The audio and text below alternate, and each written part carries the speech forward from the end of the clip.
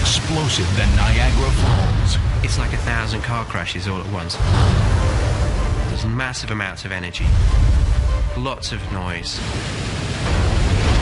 A landmass twice the size of Ireland submerged. This is hundreds of thousands of square kilometers of land that was replaced, reclaimed by the sea. The foundation of civilization washed away and scattered across the globe. This would just completely transform the world that we know. Could the flood in the biblical story of Noah have really happened? If that is not the material from which myths are created, I cannot imagine any other material. And are we in danger of it happening again?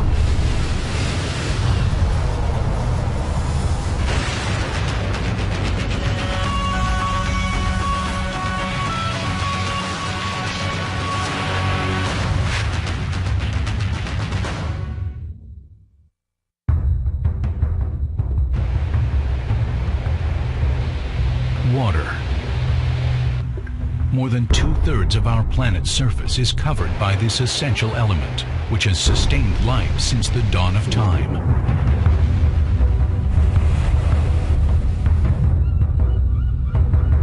But what happens when the Earth's waters turn against us? Surging rivers and rising oceans have reshaped the face of the globe since its very creation. We need water to live, but sometimes we can't live with it. When it breaks its bounds, when rivers flood, when lakes flow, you see that thing that's usually so life-giving taking lives by the hundreds, by the thousands, sometimes by the millions. Perhaps no storm could be more destructive than if the massive amounts of water held in the world's oceans were unleashed all at once.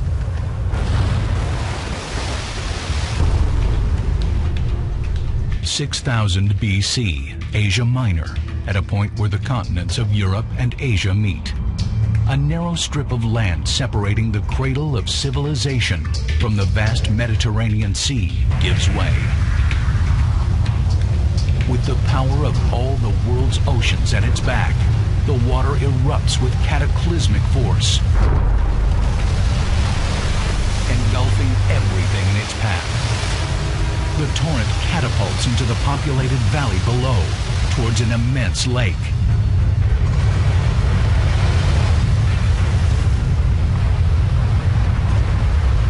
The roar of this wall of water can be heard for nearly 100 miles.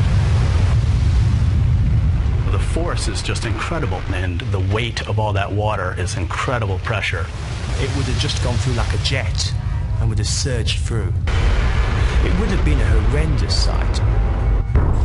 As the torrent erupts in the basin, lightning craps across the sky, and a thick blanket of fog envelops the area.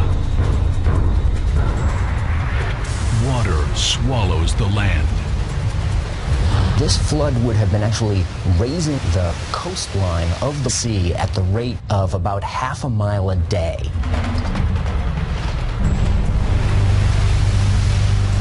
The immense flood forces every living thing to flee for higher ground.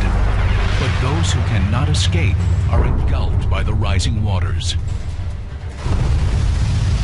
It must have been one of the most incredible sights that they'd ever seen. A whole sea emptying into another sea. For more than 100 days, the water keeps roaring in. More and more land is submerged. Eventually, the sea swallows a landmass twice the size of Ireland, more than 60,000 square miles. The deluge literally reshapes the face of the globe. So this is hundreds of thousands of square kilometers of land that was replaced, basically reclaimed by the sea.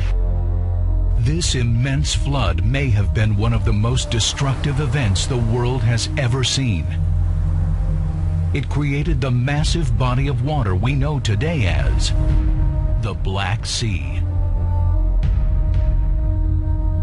But could the rising waters have also been the foundation for one of the most celebrated fables in human history, the story of Noah and the Great Flood, told in the Bible's book of Genesis.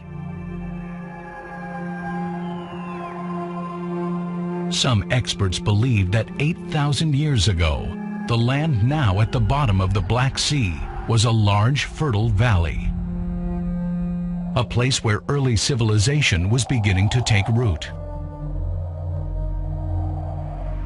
This is where there were populations of people living proximal to the cradle of civilization and proximal to where there were advanced civilizations coming up.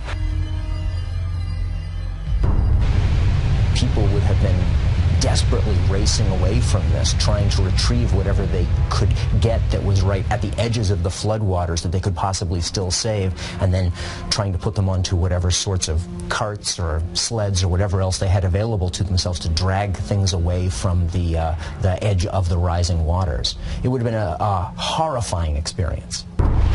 Did this massive flood decimate these early civilizations and send droves of refugees fleeing across Europe, Asia, and beyond to escape the rising water?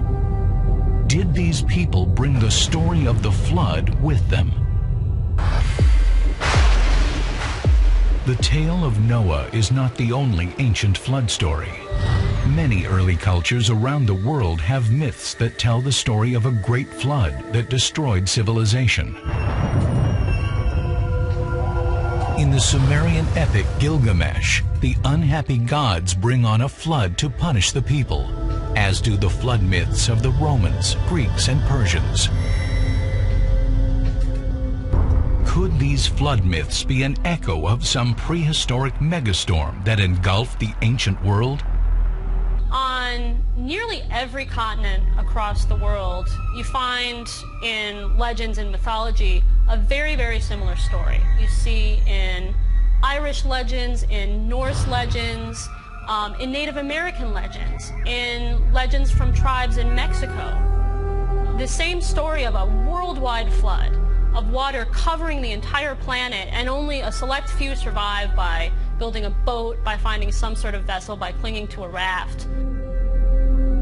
Could these ancient stories, long thought to be myths, be based on a shared experience, an actual event that took place and created today's Black Sea? They had this roaring sound. They had to abandon their abode. If that is not the material from which myths are created, I cannot imagine any other material. Columbia University geologists Walter Pittman and William Ryan believe these myths are an echo of a prehistoric storm. Almost every group of people in the world has a flood legend. We think that the flood of the Gilgamesh epic and the biblical flood, Noah's flood, plus some of the other flood legends that existed amongst the people of the region of Mesopotamia, that they can all best be explained by the Black Sea flood. Walter Pittman is a pioneer of plate tectonics, and William Ryan specializes in marine geology.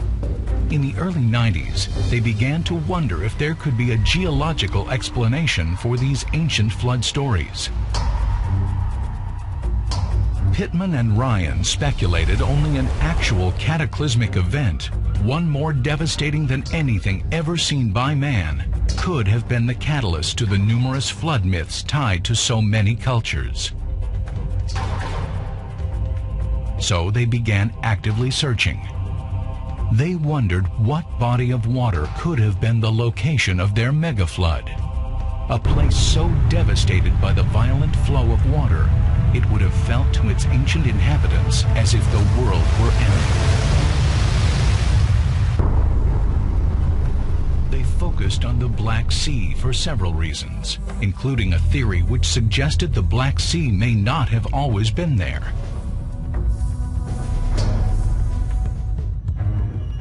Some scientists believe that a small strip of land which separated the Mediterranean from the valley below was breached by an ancient flood. Today, that strip of land is known as the Bosporus Strait, a 19-mile-long channel that connects the Black Sea to the world's oceans. Now, the Bosporus Strait supports the thriving city of Istanbul, Turkey. But 8,000 years ago, could it have been ground zero? In 1993, Ryan and Pittman, along with researcher Candace Major, were invited to sail out with a Russian research vessel to try and prove their idea. Using sonar, they began to map the bottom of the Black Sea. In 1993, on a Russian ship, we had the opportunity to make a discovery with sonar devices that use sound to image down to the seafloor and into the seafloor and look at, say, a cross-section of the seafloor, the layering of the seafloor. Using a computer, you could see the geometry of these layers. The sonar scans suggested that at the bottom of the Black Sea, there appeared to be an older, ancient shoreline.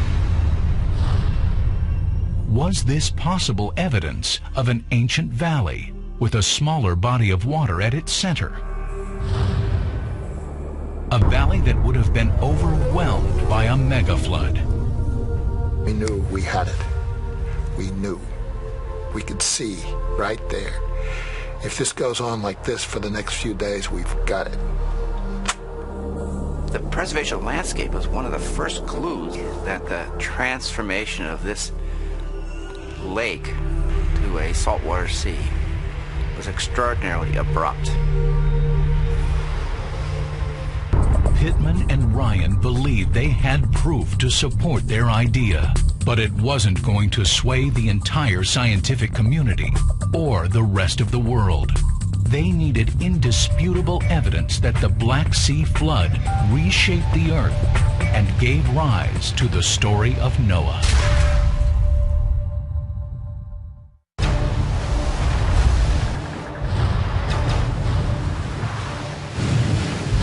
The Bible tells the story of Noah and a great flood that swept over the earth.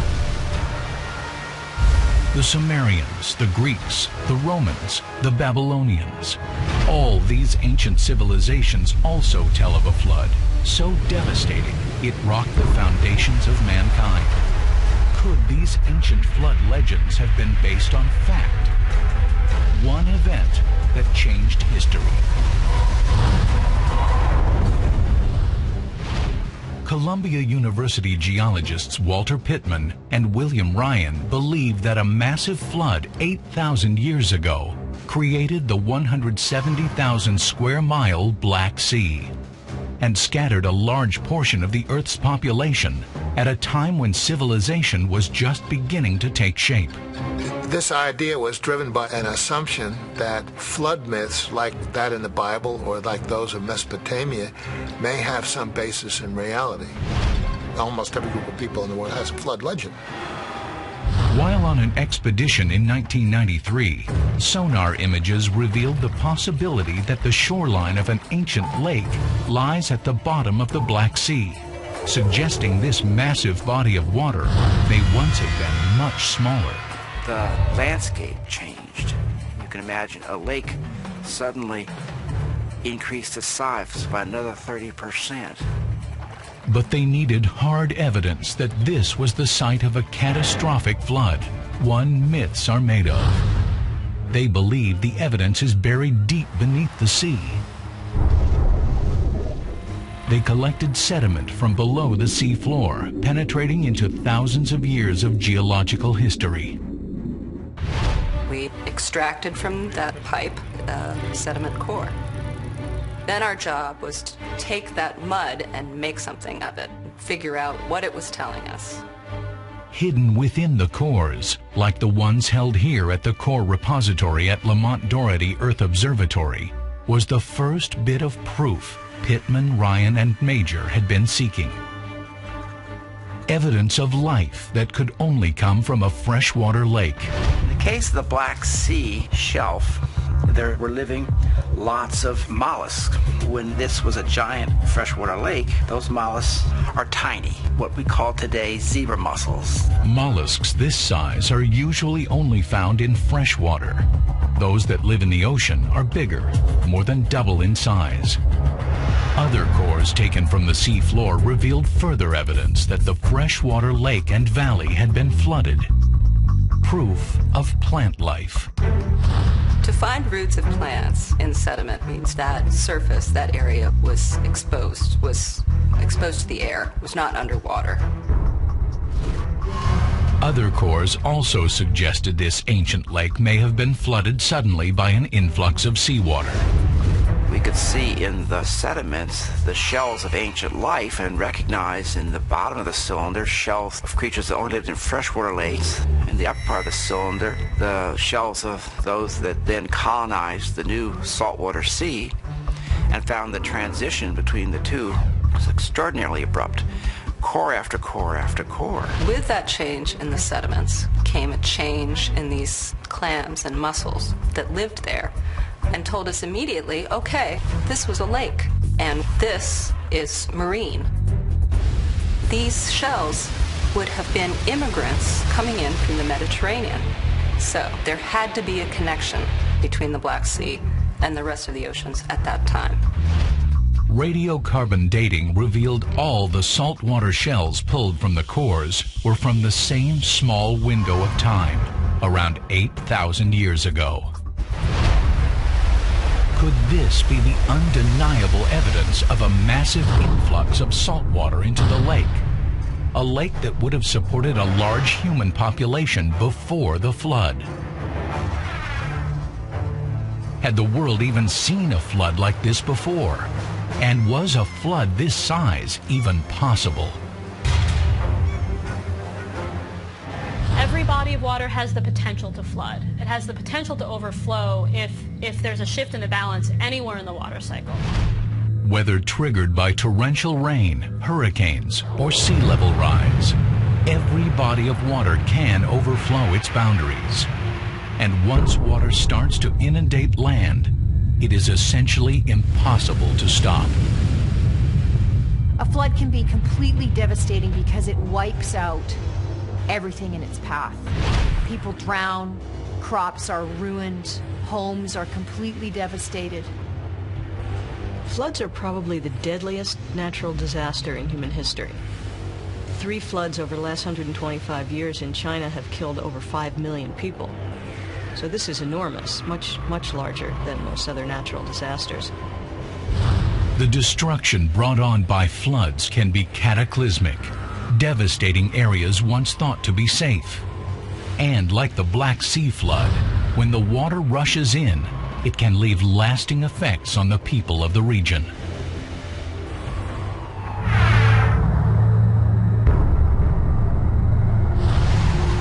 August 2005. One of the most horrific modern-day megastorms, Hurricane Katrina, devastates the Gulf Coast of the United States. Mankind has come a long way with technology, trying to mold the Earth to our needs, but there are some things that still leave us powerless. Levees holding back Lake Pontchartrain from New Orleans collapse. Water rages into downtown neighborhoods. 80% of the city is inundated with floodwater. You've seen images from Hurricane Katrina. Everything in its path destroyed. When the floodwaters finally stop rising, more than 1,000 are dead. The flooding obliterates over 200,000 homes and causes billions in damages.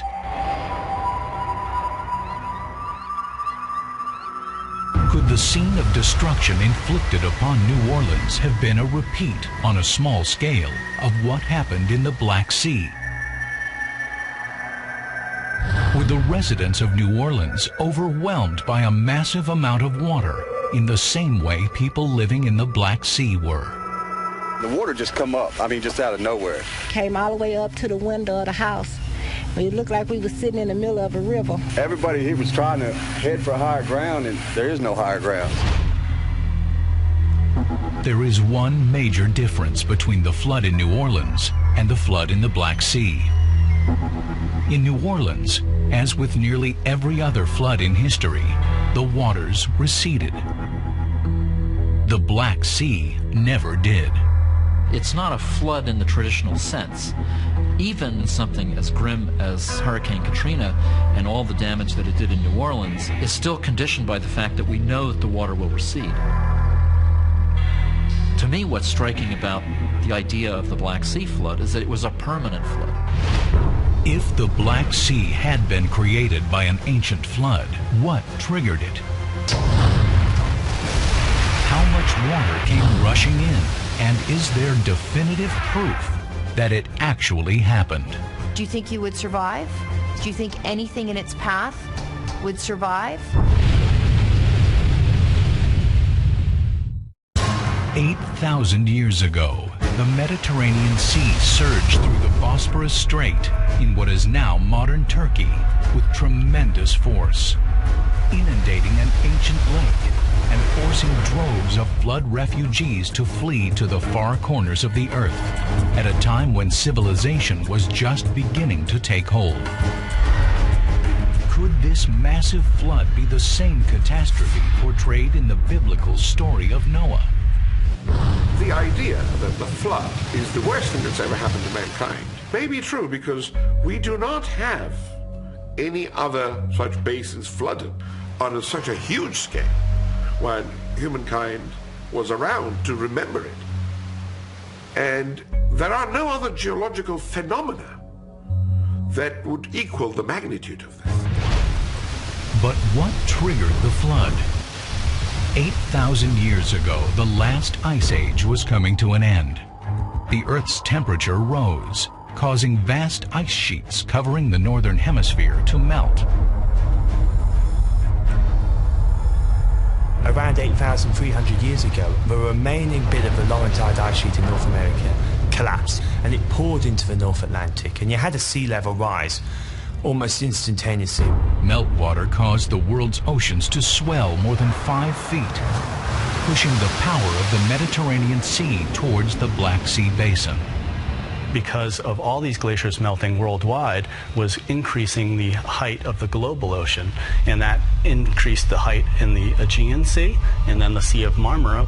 When the level of the Aegean and Marmara got to a certain point, it breached the dam at the Bosporus. Geologists Walter Pittman and William Ryan believe the rise in sea level led to a catastrophic and instantaneous flood of the Black Sea basin. But others in the scientific community aren't convinced that's exactly what happened. Some argue it wasn't a cataclysmic event at all. Instead, the rise in sea level would have caused water from the Mediterranean to flow into the Black Sea basin more gradually, over a long period of time, perhaps thousands of years, making it too slow to be the catalyst of flood myths worldwide. The alternative hypothesis to Ryan and Pittman's catastrophic flooding hypothesis is that the Black Sea would have risen more or less in lockstep with the rest of the world ocean, and so the rise would have been relatively smooth, and there's no catastrophe. But to be the catalyst of flood myths, the Black Sea basin would have had to fill instantaneously. Just how fast did the water flow into the Black Sea basin, and what evidence is there to prove it? Oceanographer Mark Siddall, who studies fluid dynamics, believed that a catastrophic influx of water into the Black Sea would leave behind distinct evidence on the sea floor. I found it a little surprising that with all of the vast amounts of water flowing into a small basin with very malleable mud underneath it, the idea that there wouldn't be geological evidence for that was not ambiguous seemed surprising. In 2002, Siddall began focusing on the Bosporus Strait, the location that any breach, either from a massive flood or a slow migration, would have most likely happened. Following the collapse of such an earth dam, the water would really charge quickly down the Bosporus into the Black Sea. I wanted to try and get a feeling for how the fluids of any jet would flow into the Bosporus, the amount of energy involved, and how much that might leave characteristic features on the seafloor. Siddall created a computer model of what the mouth of the Black Sea at the Bosporus might have looked like prior to any influx of water. The computer simulated a fast and slow infill of salt water across the strait and into the Black Sea. When Siddall created the hypothetical flood, he watched how the salt water would have affected the sea floor. The computer revealed that a massive wall of water would create a deep underwater channel at the mouth of the Black Sea, and this flow of water would move in a very unusual direction. Water coming out of the mouths of almost all waterways in the northern hemisphere usually flows to the right due to the rotation of the Earth. But Siddall's results showed a distinct channel curving to the left. We found, yeah, indeed, there is a channel which is the same width as the width of the Bosporus, but which follows a very strange path which turns to the left. Now, under normal circumstances, all of the current wants to turn to the right because of the Earth's rotation. To Siddall, this meant that only a massive amount of water breaking through the Bosporus could have a great enough force to make the current move in the opposite direction of the Earth's rotation. But this was only a computer model. What Siddall needed was proof, actual images of the Black Sea floor. Siddall compared his data with sonar images taken by a team of French researchers who had just created the first underwater map of where the Bosporus meets the Black Sea. The results that they came back with really looked very similar to the predictions of our model. So there was, in a way, a eureka moment. Another piece of crucial evidence was in place. The corroboration of the actual sonar images suggested that a huge amount of water flowed in through the Bosporus and flooded the area in a matter of years.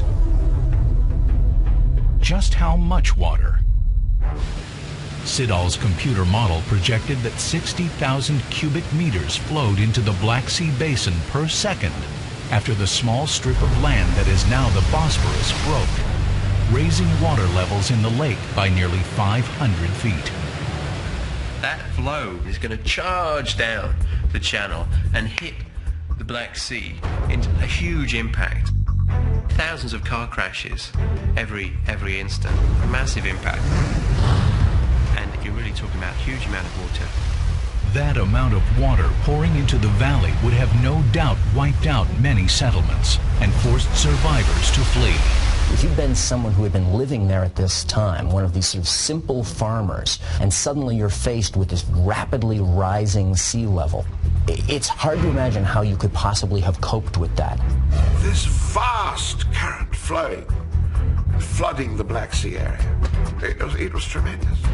It is nearly impossible to know what this much water would have looked like rushing through the Bosporus in this flood scenario.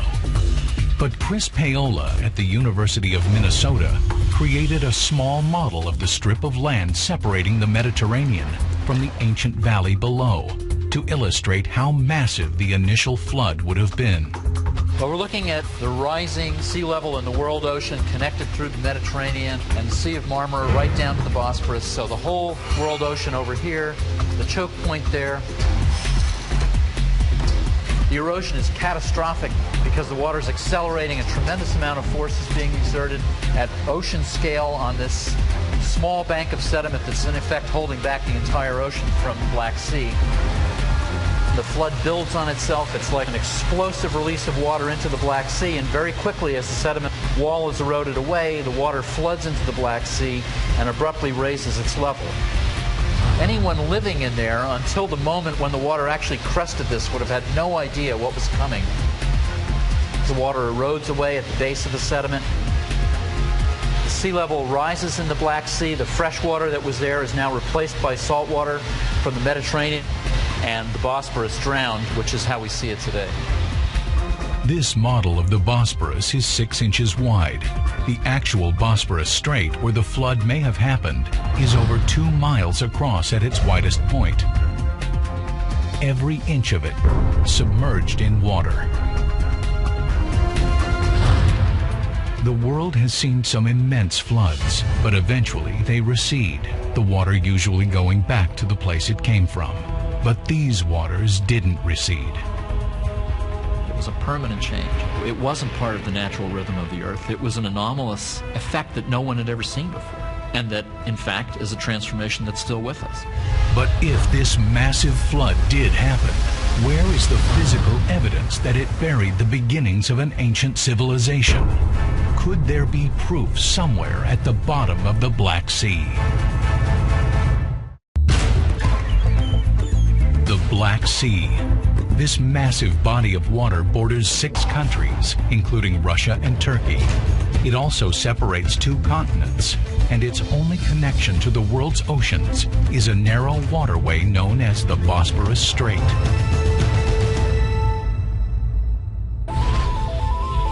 But 8,000 years ago, could this inland sea have not existed? Could it have been a fertile valley, home to thousands of people, at a time when civilization as we know it was just beginning to take hold? Mounting evidence points to a cataclysmic flood that ripped through this land and its lake.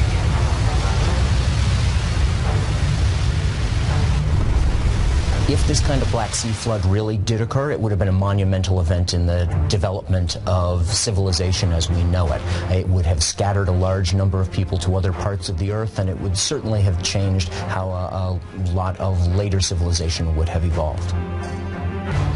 But does any evidence of this once thriving civilization remain? It's uncertain how many people might have been affected by a flood like this.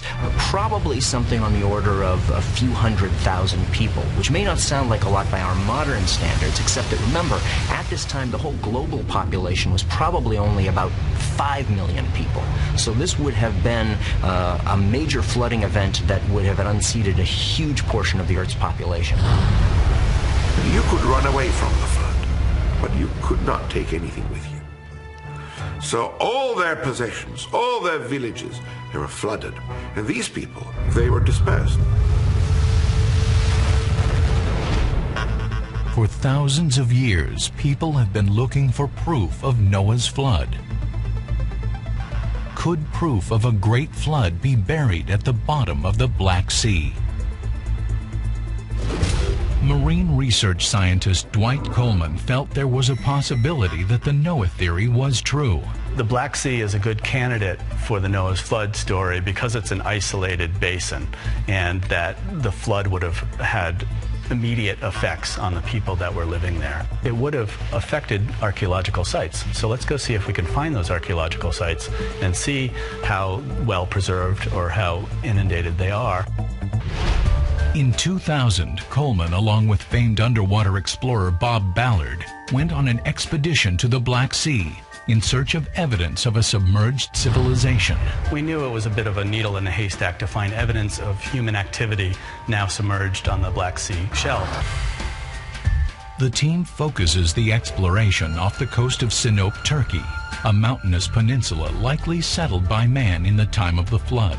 In nearby Sinop, Turkey, there are Neolithic sites, probably to 8,000, 9,000 years old, of human habitation on land. So our theory was that those same types of sites could be found underwater that existed prior to the flood inundating the site.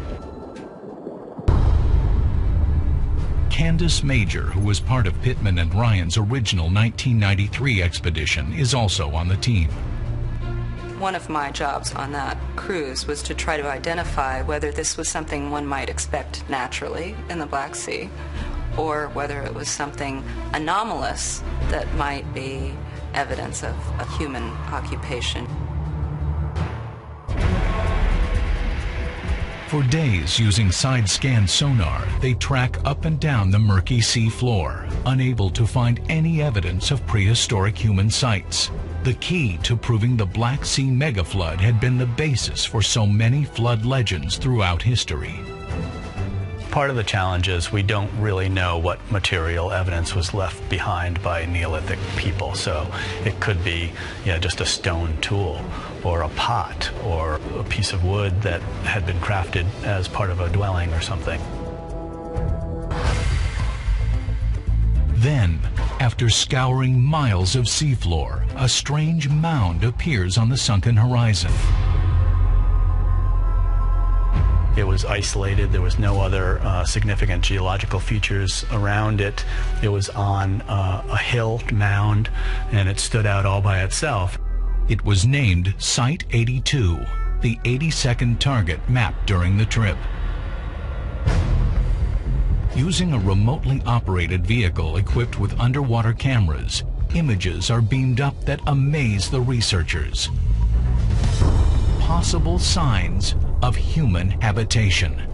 And then as we came in close with the ROV, we saw these rock formations. Basically, that was the first thing that stood out in our mind, was that these look like they're very rectangular shaped rocks or blocks that could be used to make the foundation of a house, for example. So we got very excited about this. We thought that this is definitely a drowned out landscape. This site was previously exposed subaerially before the flood. A closer inspection reveals even more potential signs of ancient life. And we got in closer with the ROV, and then we started to see wood. So all around the site, scattered all around, were deposits of wood. And some were these long, skinny sticks, essentially, and others were what looked like they were tools that were carved out of wood. And so, again, we got very excited because this looked exactly like a site of human occupation.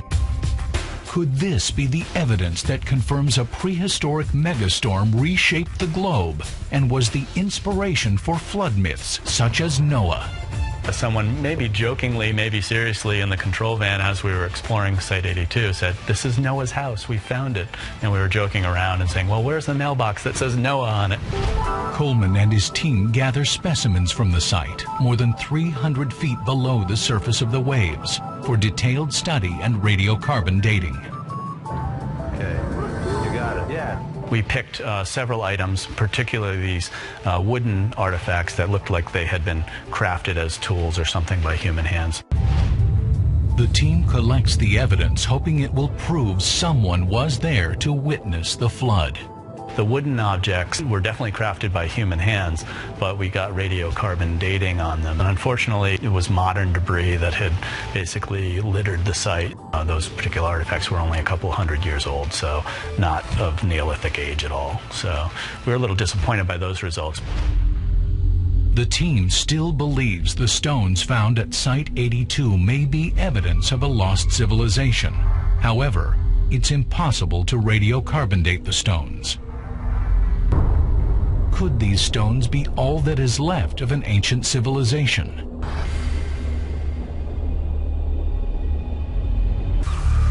Coleman and his team plan to return to Site 82 in the future, in the hopes of acquiring conclusive evidence, undeniable proof that someone had a front row seat to this mega disaster. I think that Site 82 could still represent a site of human occupation. We don't know. Clearly, there just needs to be more data, more research done on this particular site. Site 82 is a great target. What it turns out to be, I think, is still somewhat of a question. While we are all still seeking answers to this ancient deluge, another devastating flood that may occur within our lifetime is gathering steam.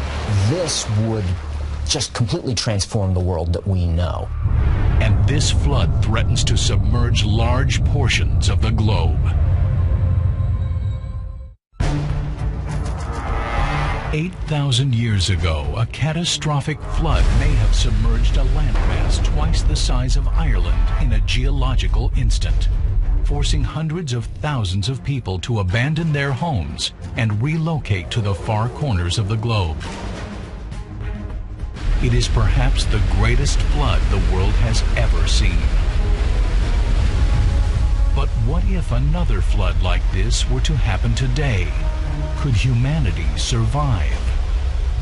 We can't, as people, prevent floods. Floods are a natural occurrence because water needs space. And if we're in the way, water doesn't care. Regions of the world's coastline that just several thousand years ago might have been home to only a few thousand people, these days are going to be the homes to millions of people. And they would be homeless and helpless when those floodwaters would rise. Based on new data, the same catalyst believed to have caused the Black Sea flood, a rise in sea levels due to drastic and sudden melting of global ice sheets, is happening again today. Because of rising temperatures, glaciers lose about 22 cubic miles of water a year, which is twice the rate that they were losing 50 years ago. So if the seas rise, say, 1 foot, that can cause the sea to actually encroach into the land from 2,000 to 10,000 feet. And that's how much shoreline you lose just from that little bit of rise in sea level. And although the rise of the world's oceans may appear gradual, it has the power to affect every living thing on the planet. A 5-foot rise in sea level is all that is thought to have caused the catastrophic Black Sea flood 8,000 years ago. But today, a 5-foot rise would not displace hundreds of thousands of people, as was estimated in the Black Sea flood, but some hundreds of millions. About 145 million people straight off. I mean, that's a massive amount of people have to be relocated. We've got no precedent for that sort of relocation of people. Goodness only knows what sort of societal, cultural changes will be affected by that. A huge fraction of the human population lives within, just say, 100 miles of coastline all around the world. So anything that raises that coastline or increases the chances of periodic flooding along there is going to have a horrific effect on the kinds of communities that we've built up there. And if this sea level rise is coupled with a storm surge brought on by a hurricane, it could unleash a cataclysmic flood. Huge coastal cities like New York would be the first to fall victim to the rising waters. As the sea encroaches on Manhattan Island, the city's 8 million people would be forced to flee inland. It would be a mass migration, scores bigger than the one seen in the Black Sea. If that kind of a flood of water came into a place like New York City, the results would be devastating. Sewers and subway tunnels would be choked by the surging water. Downtown Manhattan would be inundated. Once sea levels rise, it's going to be difficult to impossible to try to hold back this water. The world would come to a halt as one of its most powerful financial centers was overcome by floodwater. New York is one of these megacities that houses so many people and is such a center for global commerce. The airports in New York are right on the coast, and those are the kinds of places that if they're flooded, that affects not only New York, but the entire world's air transportation system. The same thing with the Wall Street, the stock markets. And Wall Street is one of those places that's very low elevation. It'd be one of the first things to flood. That's going to have global implications. Some scientists agree. Catastrophic sea level rise is not a question of if, but when. If global temperatures continue to rise, the world as we know it will be transformed. I think we'll be redrawing the maps of the world due to sea level rise. But how much sea level rise we have depends on how much warming we have. We've seen about 1.5 degrees Fahrenheit of warming, and we're beginning to see the impacts of that warming. They're happening now. It's not just something that we're predicting for the future. The world may be on an undeniable course towards a global megaflood. All we can do is learn from the past to help better protect ourselves from nature's fury. That Black Sea would have been a freshwater lake for nearly 100,000 years, and then it suddenly went into becoming a sea proper. So that was again a massive change. You see people being influenced by the environment and being forced to move on. So it just shows we're not immune from what nature's doing. Batten down the hatches. Nature is not to be conquered, it is to be revered. It's not a battle between us and nature, because in reality, nature will always win. The megaflood that ripped through the Black Sea had the power to reshape the land and change the course of civilization. Were it to happen again in our lifetimes, the event would probably impact us so deeply that the stories surrounding the catastrophe would be repeated from generation to generation, literally for thousands of years.